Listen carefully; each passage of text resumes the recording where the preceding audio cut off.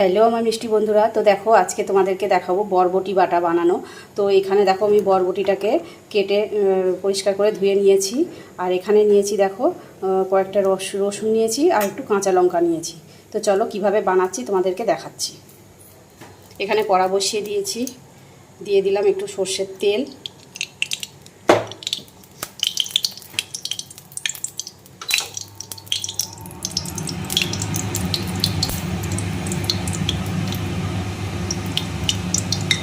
এবারে দেখো দিয়ে দিলাম একটু কালো জিরে ফোড়ন দিয়ে দিলাম।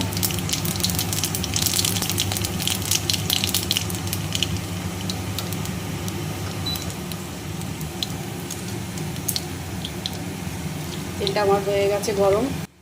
এবার আমি এই তেলের মধ্যে দিয়ে দিলাম বরবটিটা, আর এবারে কাঁচা লঙ্কাটা রসুনটা দিয়ে দেব। দিয়ে আমি কিছুক্ষণ ঢাকা দিয়ে হালকা করে ভেজে নেব বরবটিটাকে।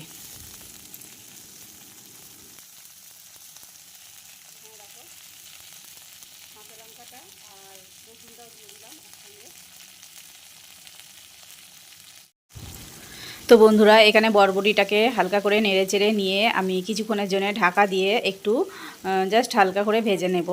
আর তোমরা এই বরবটি বাটাটা বানিয়ে খেয়ে দেখতে পারো, খুব সুন্দর টেস্টি হয়।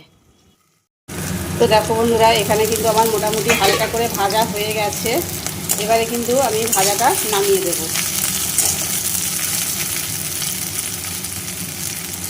তো এখানে দেখো আমি কিন্তু একটা জায়গাতে বরবটিটা নামিয়ে নিয়েছি। তো এবার এটা ঠান্ডা করে নেব, নিয়ে এটাকে আমি পেস্ট করে নেব। তো দেখো বন্ধুরা কিন্তু আমার এখানে বরবটিটা ঠান্ডা হয়ে গেছে। এবার আমি মিক্সিতে দিয়ে এটা আমি পেস্ট করে নেব। তো দেখো বন্ধুরা এখানে আমি মিক্সিতে দিয়ে দিয়েছি, এবার আমি এটাকে পেস্ট করে নিচ্ছি। তো বন্ধুরা দেখো এখানে আমার পেস্ট করা হয়ে গেছে।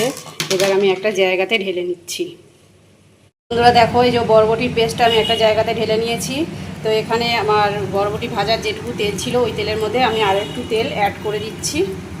সামান্য সর্ষের তেলই করছি আমি।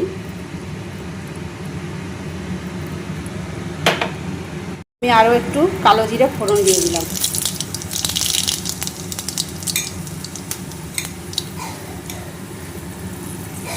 এবার আমি বরবটি বাটাটা দিয়ে দিলাম।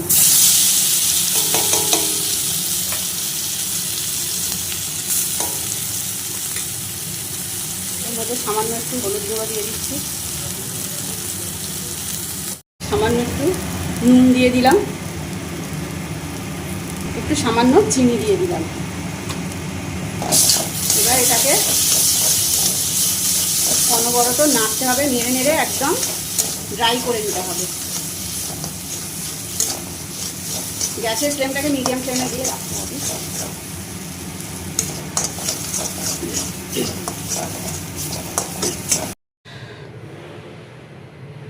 তো বন্ধুরা দেখো এই যে আমার বরবটি বাটা রেডি হয়ে গেছে, প্লেটে সার্ভ করে দিয়েছি।